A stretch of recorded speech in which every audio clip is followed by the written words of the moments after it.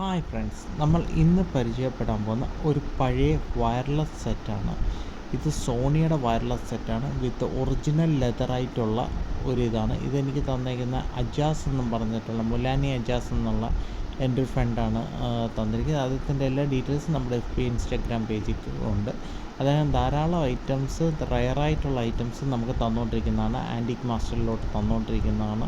So ഇതും ഒരു വളരെ റയറായിട്ടുള്ള ഒരു കളക്ഷനാണ്. ഇൻക്ലൂഡിങ് അതിൻ്റെ കവറും അതിൻ്റെ ലോഗോവും എല്ലാം ഉണ്ട്. ഇൻസ്ട്രക്ഷൻ ബോക്സും എല്ലാം ഇതിനകത്ത് വരുന്നുണ്ട്. പെർഫെക്റ്റ് കണ്ടീഷനാണ് സാധനം.